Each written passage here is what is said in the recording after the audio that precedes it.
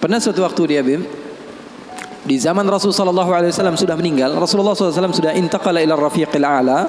Bahasa meninggal sepertinya kurang pas buat Rasulullah SAW. Rasulullah SAW berpindah kepada alam yang lain. Datang Rasulullah SAW di zaman Sayyidina Uthman bin Affan. Nuaiman duduk di depan masjid Rasulullah SAW. Rasulullah sudah nggak ada. Nuaiman sumpek. Biasanya Rasulullah SAW dimainin sama dia. Ini duduk di masjidnya Rasulullah SAW. Nggak ada kerjaan dia. Dia ambil batu, dia lempar, ngeliatin orang yang bolak balik sana. Kalau kata orang Malaysia, pusing sana, pusing sini, balik sana, balik sini. Nuaiman melihat ada orang yang buta, orang yang nggak bisa melihat, megang tongkat. Jalan, dia pusing sana, pusing sini, balik sana, balik sini. Nuaiman, saya lagi sumpek, ini orang bikin tambah sumpek. Dipanggil sama Nuaiman, hei buta, kemari kamu. Ini Nuaiman gak bisa ngelihat orang kecuali dikerjain. Itu Nuaiman, gak bisa ngelihat orang kecuali kerjain. Tapi dia dicintai oleh Allah. Susah kan, kalau Allah udah cinta. Makanya cari cinta Allah, bukan cari surganya Allah. Cari ridha Allah, jangan cari surganya Allah. Surga itu makhluk, tapi ridhanya Allah, cintanya Allah itu yang paling mahal. Nuaiman akhirnya dipanggil buta, buta kamu kemari. Kenapa kata si buta? Saya ini pusing, saya lagi sumpek, ngelihat kamu tambah sumpek, kata Nuaiman. Saya ini bukan mau bikin sumpek orang, kata si buta. Lalu apa yang kamu ingin lakukan? Saya ini dari tadi cari toilet, saya kebelet, kata si buta. Saya bersama anak saya yang biasa membawa saya, tapi anak saya sekarang sedang pergi ke pasar. Saya tidak tahu di mana dia. Saya sudah nggak kuat, kata Nuaiman. Oh, kamu cari toilet, bilang dari tadi, nanti saya bantu, kata Nuaiman. Dipegang tangannya sama Nuaiman. Ini mau balas dendam ini Nuaiman. Ini dipegang tangannya, dibawa kemana? Ke masjidnya Rasulullah Sallallahu Alaihi Wasallam. Dulu masjid nggak ada toiletnya, beda sama sekarang. Sekarang orang ke rest area ngeliat ada masjidnya nggak? Ada. Mau ngapain? Mau sholat duha? Bukan, cari toiletnya. Orang zaman sekarang kan begitu. Maka Nuaiman memegang tangan si buta, dibawa ke masjidnya Rasulullah. Kira-kira sudah dekat mihrab, di samping, di depan, katanya, oh ini toiletnya. Kamu mau ngapain? Terserah kamu di sini. Apakah sudah tidak ada orang di belakang saya? Tidak ada, sudah aman tempatnya. Nuaiman kabur udah nggak ngurusin lagi udah. Orang lagi sholat banyak, sahabat-sahabat tabi'in lagi pada sholat. Ini tiba-tiba di depan, bayangin di depan situ ada yang buka celana. Yang lagi sholat, mereka mempercepat sholatnya, lalu maju ke depan, ingin dipukul ini orang. Ternyata ketika dilihat, wah buta ternyata. Kenapa kamu berani buang air kecil di masjidnya Rasulullah? Awa masjidi Rasulullah. Apakah ini masjidnya Rasulullah? Iya, ini masjidnya Rasulullah. Inna lillahi wa inna ilaihi raji'un. Kata siapa? Si buta ini. Tadi saya cari-cari toilet, tiba-tiba saya berjumpa dengan orang yang sepertinya orang baik. Dari tutur bicaranya adalah orang baik. Dia katakan ini adalah toilet, tempat buang air kecil. Kata sahabat-sahabat, pasti ulahnya Nuaiman. Karena semua sudah tahu, sudah ini kerjaan Nuaiman, gak ada selain dia. Maka siapa-siapa kata si buta? Nuaiman. Oh, kurang ajar Nuaiman. Saya nadar, saya tidak keluar dari kota Madinah, pulang ke kampung saya sebelum saya pukul Nuaiman dengan tongkat saya. Buta ini sudah begitu marah. Akhirnya dia keluar dari masjid, dia cari-cari. Dia pusing sana, pusing sini, lari sana, lari sini. Dia cari di mana yang namanya Nuaiman. Tanya ke sana, tanya kemari. Tahu nggak Nuaiman? Oh, Nuaiman kalau dicari nggak bakalan ketemu. Tiba-tiba dia sudah capek, ini si buta. Nuaiman datang. Nuaiman tanya, nakar sautu. Dia rubah suaranya. Buta, lagi ngapain sendirian di sini? Dia bilang, saya lagi sumpek ini. Sumpek kenapa? Saya ditipu sama orang. Siapa namanya? Nuaiman. Terus kamu mau ngapain sekarang? Saya mau balas dendam. Oh, sini saya antar kamu kepada Nuaiman. Padahal yang ngomong siapa? Nuaiman. Ini bukan cerita-cerita saya yang bikin loh, bukan. Ada riwayatnya. Maka Nuaiman memegang tangan si buta, dibawa lagi kemana? Dia bohongi, dia tipu. Dia ajak keliling-keliling dulu, seakan-akan tempatnya sudah jauh. Selepas itu dia bawa ke masjidnya lagi. Dibawa lagi ke masjidnya Rasulullah SAW. didekatkan kepada mihrab. Ketika itu Khalifatul Rasulullah Sayyiduna Uthman bin Affan Amirul Mukminin sedang salat. Sayyidina Uthman, jangan kalian tanya khusyuknya di dalam salat. Bahkan beliau terbunuh ketika sedang membaca Al-Quran, zikir kepada Allah Subhanahu wa taala. Dibawa oleh Nuaiman si buta dengan tongkatnya, disuruh pegang-pegang di mihrab. Ada orang enggak? Ada. Itu tuh Nuaiman itu, dia pura-pura soleh, itu dia habis nipu kamu, dia pura-pura salat katanya. Oh, ini Nuaiman. Iya. Akhirnya Nuaiman pergi. Nuaimannya pergi.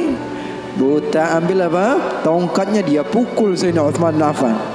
Sekencang-kencangnya dari belakang orang-orang, para sahabat, para tabi'in, mereka teriak, "Qutila Amirul Mukminin." Ada musuh yang mau bunuh Amirul Mukminin. Semua menyerbu. Ternyata dia lagi. Baru sekitar setengah jam yang lalu dia buang air kecil di sini. Sekarang sudah pukul Sayyidina Uthman bin Affan. Akhirnya semua orang bingung. Dia bilang, "Kenapa kamu pukul Amirul Mukminin?" Katanya gemeter dia. "Saya pukul tadi barusan Amirul Mukminin. Saya ditipu sama orang. Orang bilang itu adalah Nuaiman." Katanya, kata si buta, "Demi Allah, semenjak sekarang saya tidak akan pernah percaya lagi sama manusia."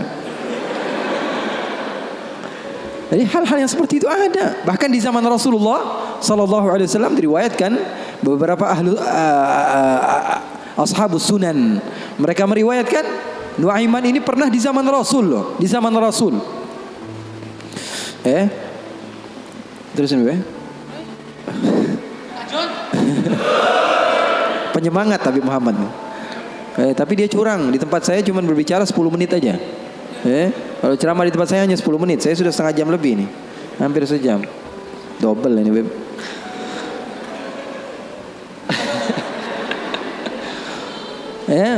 Nuaiman di zaman Rasul sallallahu alaihi wasallam, Sayyidina Abu Bakar ini banyak rihlah, banyak pergi kemana-mana, pergi ke Syam untuk berdagang, berbisnis.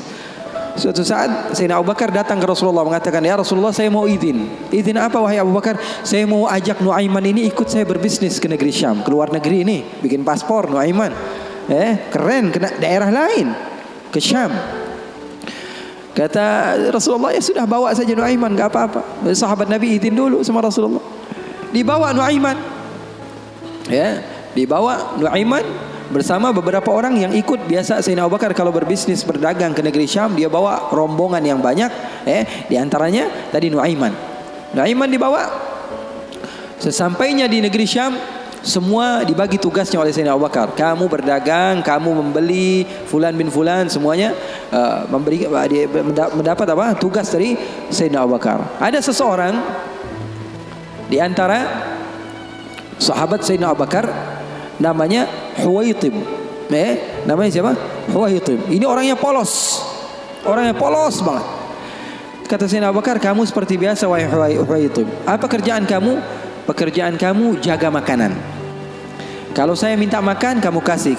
Kalau saya belum datang, maka jangan beri makanan." Nuaiman tanya, "Saya kerjaannya apa wahai Abu Bakar?" "Kamu mau ngapain terserah kamu wahai Nuaiman. Yang penting kamu hadir bersama-sama." Rasulullah SAW dan sahabatnya itu manhaj mereka, nggak melulu serius aja. Kalau kalian dapatkan guru-guru kalian mengajak sedikit bercanda kepada kalian atau berlaku asik kepada kalian, itu manhaj Rasulullah SAW di dalam menggapai hati seseorang sehingga dia mau untuk mendekati agama Islam. Ini enggak, dikit-dikit matanya melotot, melihat ke kanan bilang sesat, melihat ke kiri dibilang sesat, ini orang salah, ini orang enggak betul, ini orang enggak baik. Enggak, Rasulullah enggak begitu. Rasulullah SAW penuh dengan kebijakan. Enggak juga Rasulullah SAW ngegampangin. Wah, ini boleh, yang ini boleh, yang ini boleh, semuanya boleh. Enggak juga, ada batas-batasannya. Makanya kalian beruntung di dalam satu manhaj, la ifrat wa la tafrid. Enggak berlebih-lebihan, enggak kekurang-kurangan. Maka Nuaiman bertanya kepada Sayyidina Abu Bakar, "Kerjaan saya apa?" "Pekerjaan kamu terserah, mau ngapain aja." Sayyidina Abu Bakar pergi berbisnis. Nuaiman enggak ada kerjaan, akhirnya lapar. Dia datang kepada Huwaitib, mengatakan kepada dia, "Tib, saya sudah lapar nih. Saya pengen makan nih. Berikan kepada saya makanan." Kata Huwaitib, dia mengatakan, Wahai Nuaiman, Sekarang belum waktunya makan, kita tunggu Abu Bakar sekitar sejam 2 jam lagi dia datang, baru saya akan berikan makan. Ini kan amanat dari Sayyidina Abu Bakar, sahabat Nabi. Ini orangnya polos banget ini, sahabatnya Sayyidina Abu Bakar. Akhirnya Nuaiman bilang, saya sudah lapar, saya nggak bakalan kuat nunggu Abu Bakar. Ini orangnya aneh, yang ini orangnya polos. Yang satu bilang, wah enggak, saya takut dibilang enggak amanah. Oh, kamu berani melawan saya, kata Nuaiman. Lalu melunak ini Huwaitib, dia bilang, tolonglah Nuaiman, jangan jahat sama saya. Kalau Rasulullah saja bisa kamu kerjain, apalagi saya. Tolonglah katanya, jangan macam-macam. Kata Nuaiman, kamu berikan makanan, kalau tidak saya bikin masalah sama kamu. Ngancam Nuaiman. Akhirnya dia mengatakan, waduh gimana ini? Ini amanat dari Abu Bakar. Ya sudah, terserah kamu. Yang terpenting saya tidak akan berikan makanan sehingga Abu Bakar datang. Kamu mau ngapain terserah kamu. Akhirnya Nuaiman bilang, wah nantang saya, kata Nuaiman. Apa yang dilakukan Nuaiman? Nuaiman pergi ke pasar. Dia cari tempat penjualan hamba sahaya. Dia lihat, wah ini hamba sahaya jual. Berapa harganya? 300 dirham. Yang ini berapa? 300 dirham. Yang ini berapa? 300 dirham. Wah, dia bilang, mahal-mahal ya hamba sahaya di sini, kata. Loh, memangnya kenapa? Saya punya hamba sahaya, saya mau jual 100 dirham saja, kata. Apa kata Nuaiman? Saya punya hamba sahaya, saya mau jual 100 dirham saja. Wah, murah sekali hamba sahaya kamu. Iya, cuma dia punya kekurangan. Kekurangannya apa? Kalau kalian tangkap, dia bakalan bilang, saya bukan hamba sahaya, saya orang bebas. Saya bukan hamba sahaya, saya orang bebas. Wah, kata orang-orang, saya mah nggak perlu sama bacotnya, yang penting kerjanya. Dia mau ngomong apa terserah, yang terpenting dia mau kerja. Oh, kalau begitu deal. Saya jual hamba sahaya saya, dapat uang 100 dirham nih, uang yang banyak. Kemudian didatangi Huwaitib, kemudian dikatakan, wah itu tuh hamba sahaya saya. Ditangkaplah Huwaitib. Teriak-teriak dia, saya bukan hamba sahaya, saya orang merdeka. Kata yang beli, kami udah tahu ini kekurangan kamu. Nuaiman tuh cerdasnya, pinter otaknya. Akhirnya dibawalah ini orang ke pasar dan dijual di pasar. Itu sahabat Nabi padahal dimainkan sama Nuaiman. Nuaiman ambil uangnya, dia beli makanan, beli baju, belanja dia, shopping akhirnya. Dia beli peralatan segala macam, dia pulang akhirnya. Sayyidina Abu Bakar tanya, mana ini Huwaitib, katanya. Mana kok nggak ngasih makanan sama sekali? Di mana dia pergi? Kata Nuaiman, udah aneh jual. Jujur lagi dia, udah di mana ente jual? Salah sendiri katanya. Saya minta makan nggak dikasih makan, akhirnya jual. Ketawa Sayyidina Abu Bakar. Di mana kamu jual? Ayo kita pergi ke dia. Dicari di pasar, ternyata Huwaitib masih berada di satu tempat, di situ dia dijual. Untung belum dibeli orang itu. Berapa kalau udah dibeli orang lain kan?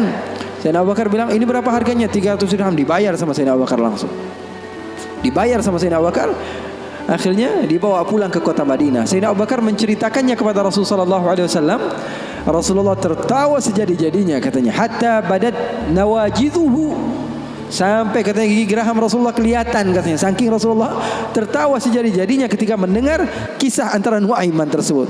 Katanya halal haul, kata perawinya, sampai 1 tahun berlalu kisah Rasulullah pasti tetap tentang Nuaiman ngejual sahabatnya yang lain. Rasulullah SAW hidupnya asik. Rasulullah SAW hidupnya seru. Oleh karena itu, yang terpenting apa? Ilmu walaupun sedikit tapi amal. Ilmu walaupun sedikit tapi amal.